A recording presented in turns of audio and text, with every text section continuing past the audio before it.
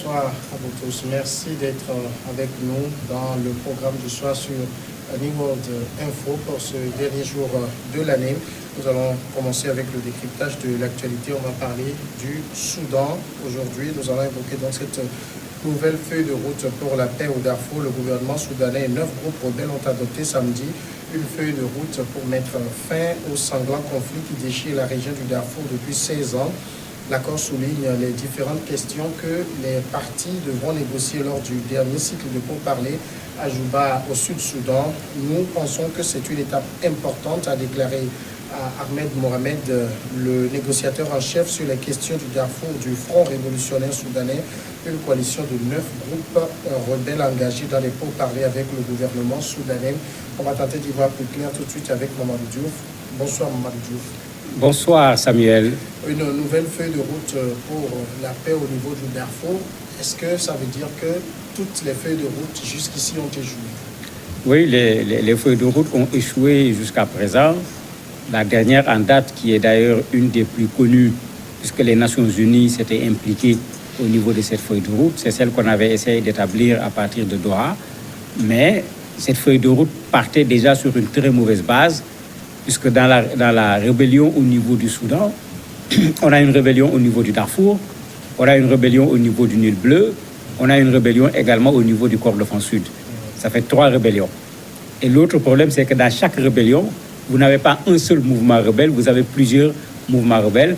Et c'est ça qui avait pratiquement plombé les accords qu'on a essayé d'avoir avec la feuille de route de Doha, parce que certains mouvements rebelles avaient refusé de venir participer aux négociations. Et pendant même que les gens faisaient les négociations, il y avait encore des affrontements sur le terrain. Cette nouvelle feuille de route peut avoir une chance, puisque le Front révolutionnaire soudanais dont vous parlez regroupe pratiquement tous les mouvements rebelles au niveau du Darfour, les 9. S'ils parviennent, avec cette feuille de route, à arriver à bon port, au moins la question du Darfour pourrait être réglée par cette feuille de route. Alors, sur quoi achoppaient toutes les autres feuilles de route? Ça a chopé sur plusieurs choses, parce que la feuille de route de Doha en particulier, vous avez le régime qui était là, avec le général El-Béchir, alors que tous les mouvements rebelles, c'était d'ailleurs pourquoi ils n'avaient pas totalement intégré la lutte qui était menée par les Soudanais pour avoir l'alternance au niveau du Soudan. Pour eux, une des priorités, c'était la traduction de Omar El-Béchir au niveau de la CPI. Alors que les autres disaient non, il faut d'abord régler le problème du pouvoir, il faut alterner le pouvoir et voir après ce qu'on va faire. Ça a toujours fait partie des gros problèmes.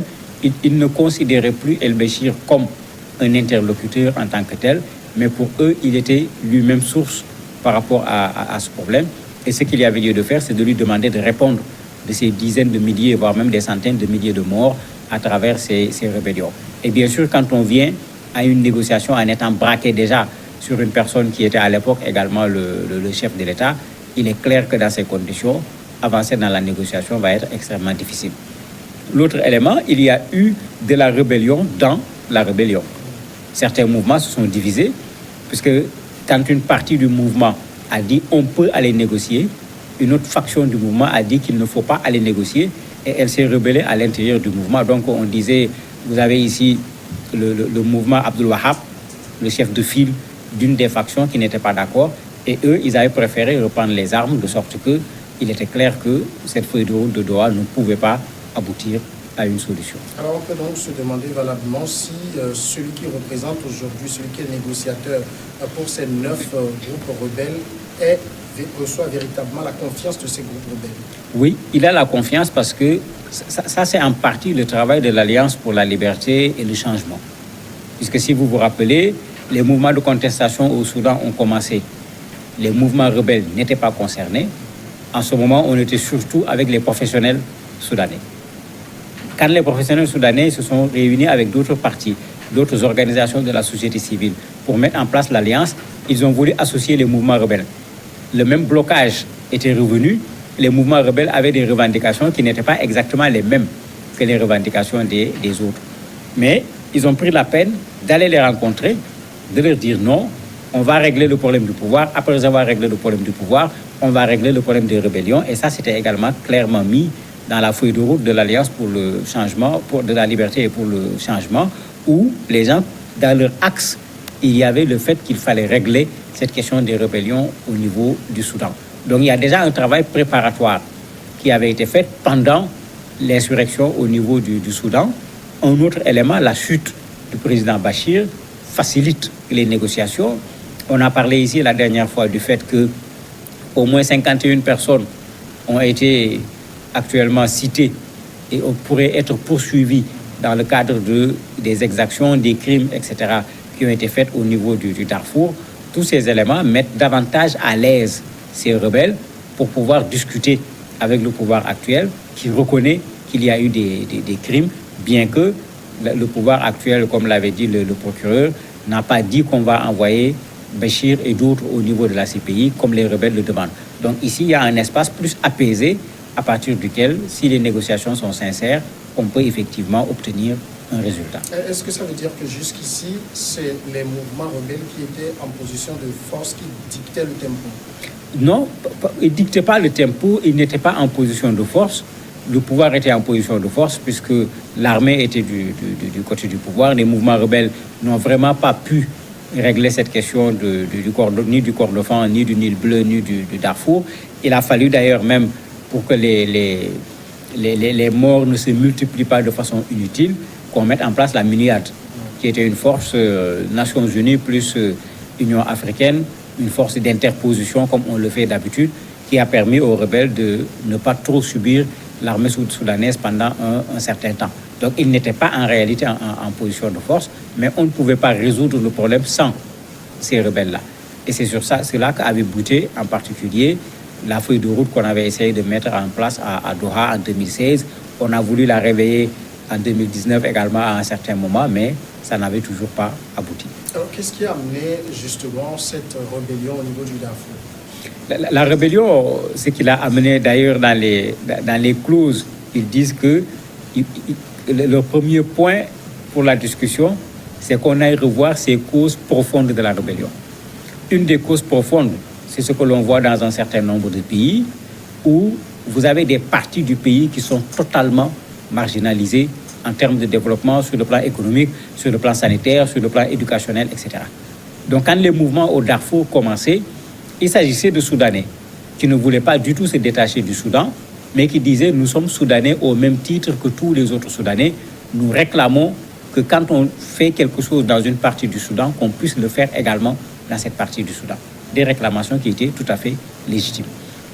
Il s'est trouvé que vers les années 1990, on a trouvé du pétrole au niveau du Darfour. Et la présence de ce pétrole permettait à ces gens de dire maintenant, il faut que la distribution des richesses soit équitable et qu'en particulier que ceux du Darfour fassent partie des premiers à profiter du pétrole. Ils n'avaient pas demandé à ce que le pétrole soit réservé à ceux du Darfour, mais qu'ils puissent eux aussi en profiter.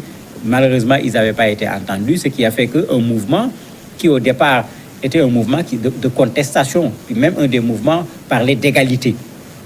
Ils demandaient l'égalité, la justice et l'égalité. On ne demandait pas une bipartition ni quoi que ce soit. Ces mouvements ont fini par prendre les armes, ce qui a compliqué effectivement la situation au Darfour, aussi bien l'exploitation du pétrole que le développement de cette partie du Soudan. Alors, si on considère aujourd'hui que les conditions sont réunies pour des discussions, est-ce qu'il y a les conditions pour un accord? Oui, il y a déjà un certain nombre de choses qui sont là, qui peuvent servir de base pour un accord. Les mouvements rebelles réclament par exemple le partage du pouvoir. On le voit généralement, à chaque fois on a vu en Centrafrique où chaque groupe rebelle a voulu avoir un ministre dans le gouvernement et ce que cela a donné. Ils sont également dans une logique d'arrêter la guerre, mais ils demandent que leurs forces rebelles, qu'au moins une partie soit intégrée dans l'armée régulière. On le voit tout le temps avec ce qu'on appelle démobilisation, etc., réintégration. Ils demandent également le retour des réfugiés et des déplacés, puisque vous avez plus d'1 million de personnes qui sont déplacées à l'intérieur du Soudan ou d'autres qui sont au niveau du Tchad ou bien de la Centrafrique. Un autre élément qui va être beaucoup plus compliqué, il pose le problème du foncier, parce que quand on a découvert le pétrole, bien sûr, on n'a pas laissé les terres où il y a le pétrole avec les propriétaires. Ça ne va pas être facile. Il pose également le problème des destructions des biens, en considérant que l'État soudanais doit rembourser un certain nombre de biens appartenant à des Soudanais du Darfour dont les biens ont été détruits à cause de la guerre.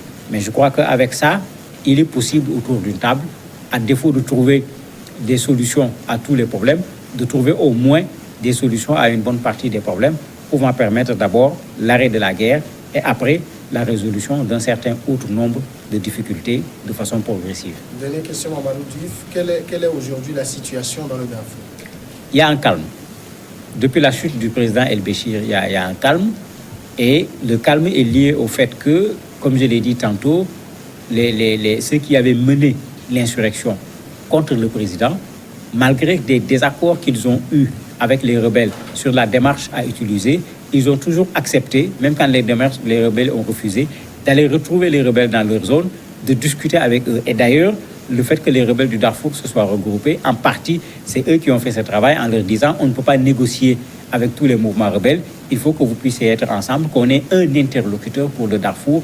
Il est plus facile de trouver une solution. Donc, on peut penser qu'on peut trouver aujourd'hui une solution pour le Darfour. Mamadou Diouf, merci d'avoir répondu à nos questions. C'est moi qui vous remercie. Nous marquons la pause et après, c'est l'invité.